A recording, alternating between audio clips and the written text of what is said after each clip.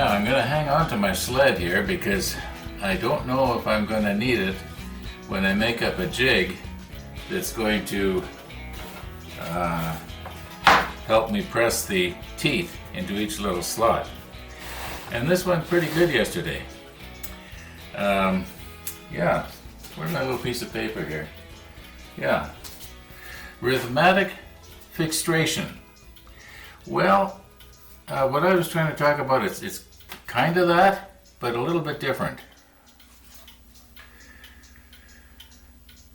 Let me tell you a little story. About 20 years ago, I was going through a very large printing outfit here in Winnipeg. Some people that I know work there. And they've got presses that, well, when you see one inside a room, it kind of gives you the feeling you're looking at a train locomotive. I mean, they're huge. Anyway, I was going through this place and came up to a person that I knew. I knew quite a few of the people that worked there. And this one guy, he's operating a paper cutter.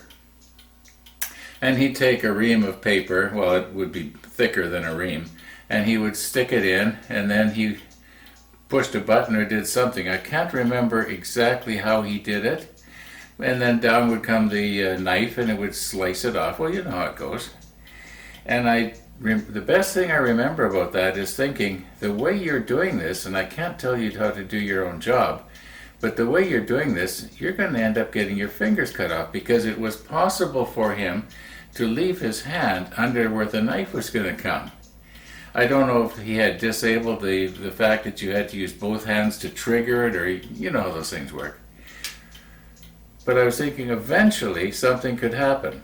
Well, it never did. He was an older guy who was about the same age then as I am now. And that doesn't mean that you're safe, which is because you're old. But anyway, he was an older guy, and I guess he'd been doing this for years and years, and maybe he developed some sort of system in his mind that prevented him from doing that. But what I was trying to find is a term that describes when you're doing the same thing over and over again, instead of getting worse, or better rather, you can all of a sudden get worse. Worse to the point where you are distracted and leave your hand where the cutter is going to come down, which is sort of unthinkable. So rhythmatic fixation more describes a problem that I had when I was a little kid. And I don't know if I should tell you this or not, because you'll think that crazy Canadian. Anyway, when I was about 3, maybe 4 years old, I developed a head rocking thing when I go to sleep, and I would roll my head back and forth, and then I'd go to sleep. That is more what rhythmatic fixation, I think, is. Yeah, I don't do it anymore, by the way. Yeah, there's got to be another term for the problem that I'm talking about, where you're doing the same thing over and over and over again, and you get worse instead of better. What I did find yesterday, though, was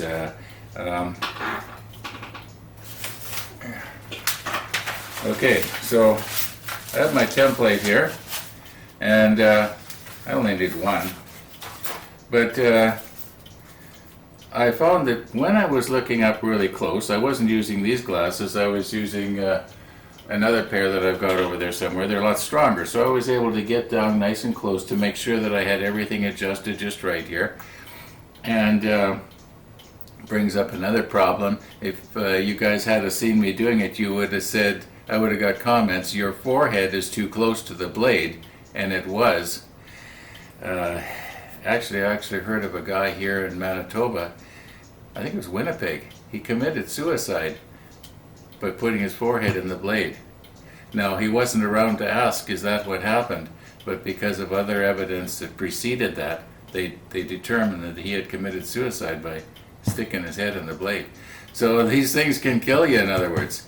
Yeah, isn't that, I can think of a million ways, better ways to do it than that, you know. But, where was I? So anyway, I'm looking at this nice and close, and after I did about 15 or 20, I found that my left eye would be looking at this one, and my right eye would be looking at this one. Sort of like that 3D artwork where you sort of stare through it and all of a sudden an image forms.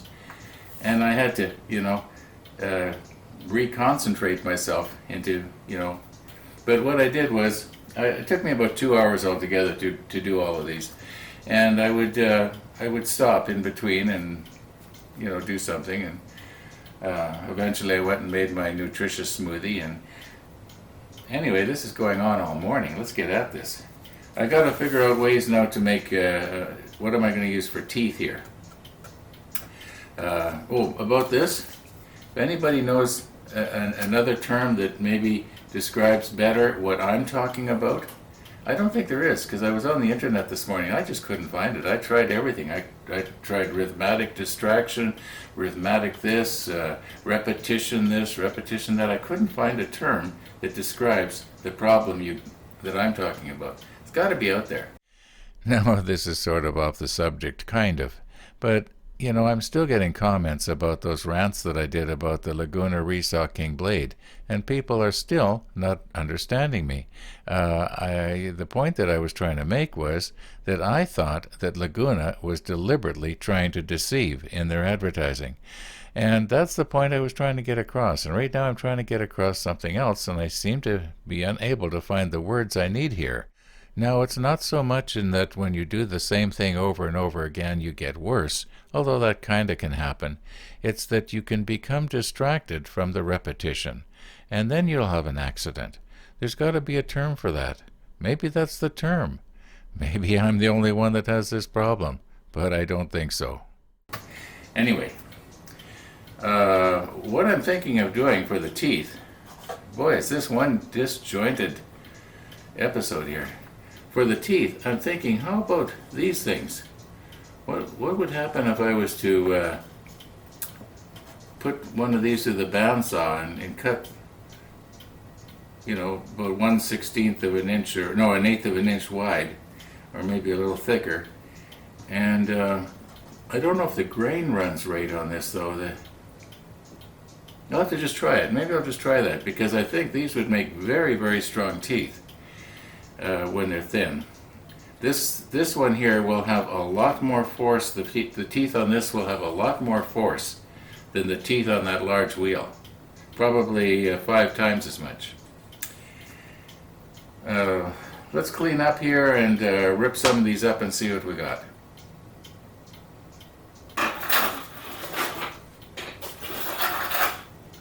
I do change it.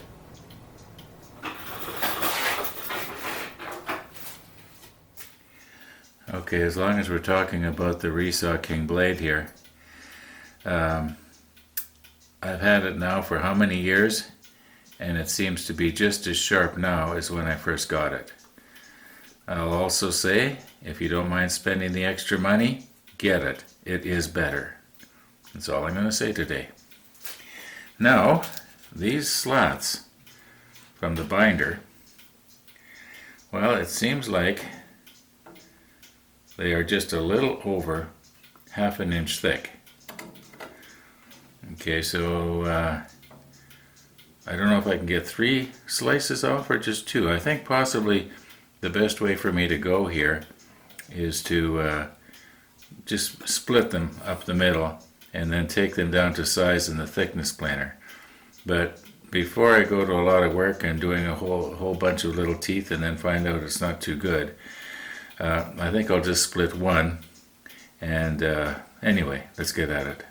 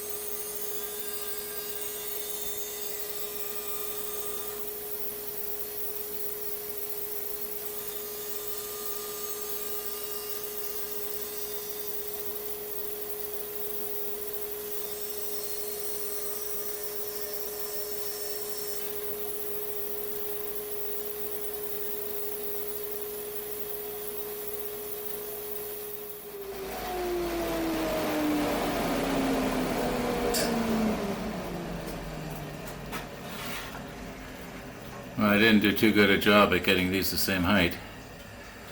Guess I have to readjust my fence. Mind you, even this thinner one is much thicker than what I need. So we'll dig out the thickness planer and see how it's going to do. Something thin like this sometimes does not work well in the thickness planer, and I'll explain why. Now, I was just thinking here, as long as the fence is adjusted for the thinner one, why don't I just pass the thicker one through here and see if I can take a little off. I know that when it first starts here, it's going to want to push the blade away, but I think the blade will eventually get in there.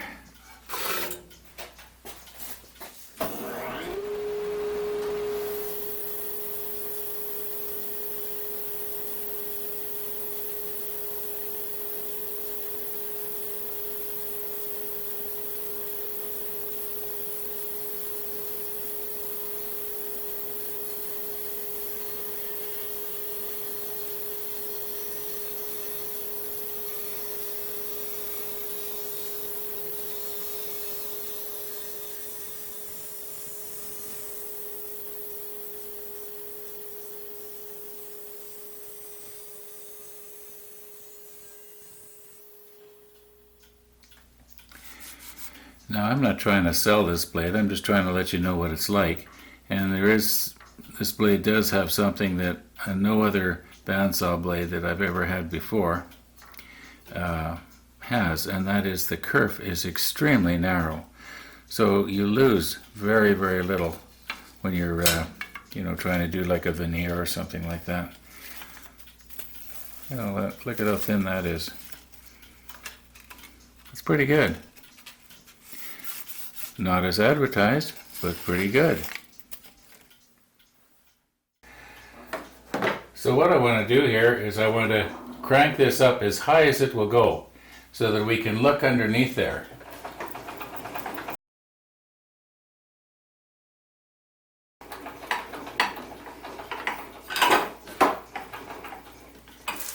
That's it. I was breaking into a sweat. It takes a while, but it's actually a very good system because you can just micro adjust probably to a thousandth of an inch up and down. Works really well.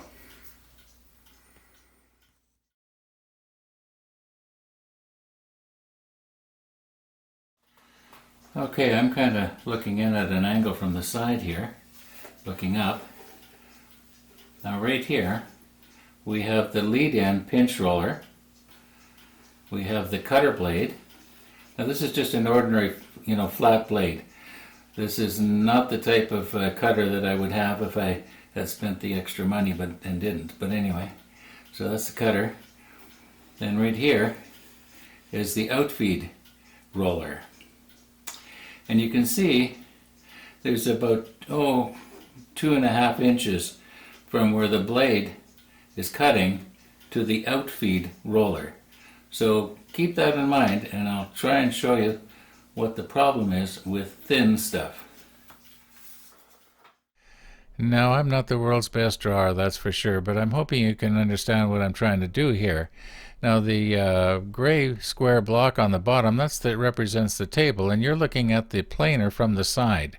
We have the in-feed roller number 1, the cutter number 2, and the outfeed roller number 3.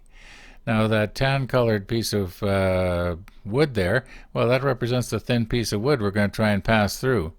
And it gets caught by roller number 1 and dragged along until it gets to the cutter number 2. Everything's fine until that point. Then the cutter starts to oscillate the end up and down, much the same way as the reed in a clarinet or saxophone. And it gets worse and worse and worse. The higher it gets, the more the cutter catches it, and then this is all happening almost instantly, of course, and then it breaks it off before it has a chance to get to roller number 3. It's my opinion that when they built this thing, they should have had rollers number 1 and 3 closer to the cutter, but they didn't. I guess they probably know what they're doing, but I don't. Anyway, I've got a plan. I think that if I was to take the end and cut it at a bit of an angle so that the end of it was lighter, well, I think it's a lot easier to show you than to tell you. And as you know, I'm not good with words, so we're going to have to look at it tomorrow because we're kind of running out of time here. So, thanks for watching.